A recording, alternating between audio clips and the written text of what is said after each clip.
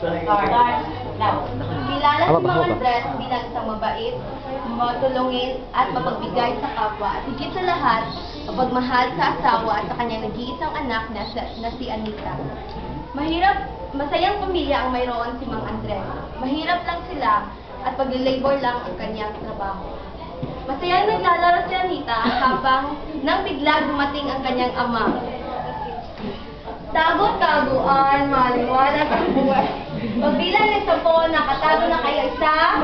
10! Huli ka! Ay?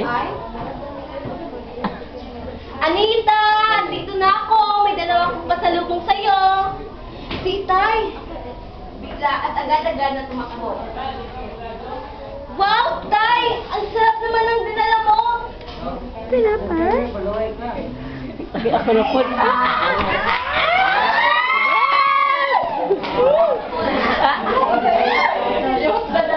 Bes, kalas og time kung magkaon pa.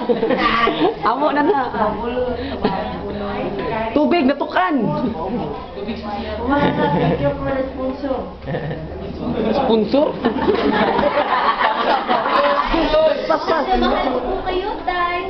Kayo kaya yung pinakamasipag na tatay sa buong mundo.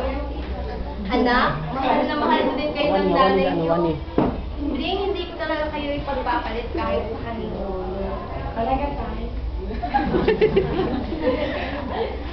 Mahimbing natulog ang pamilya nang biglang inatake si Aling Minda. Ay, katawa na. Nay! Ano pong nangyari sa'yo, Nay? Nasa sa yuta. Nak, tulungan mo ako, Nak. Hindi ako makainga. Mga kapitbahay, tulungan niyo ako. Ang nanay ko inatake!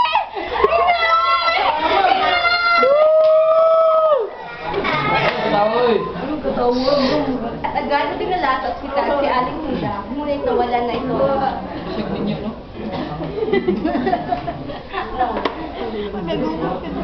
Tay, nasaan po si nanay? Anak, tuwarin mo ako, anak. Kinukuha na siya ng Panginoon sa Tay! Bakit tayo iniwan ni nanay?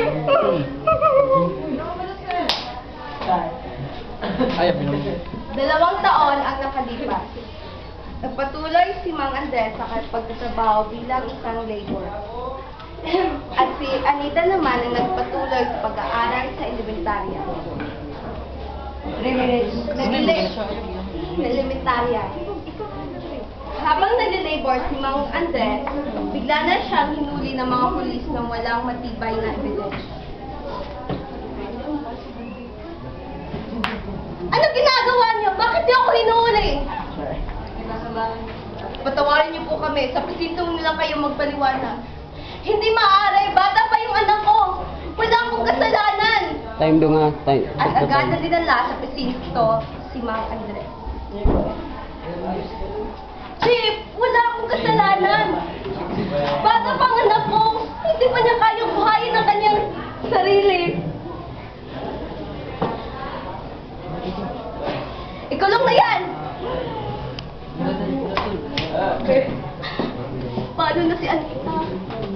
Wala na ang aking asawa.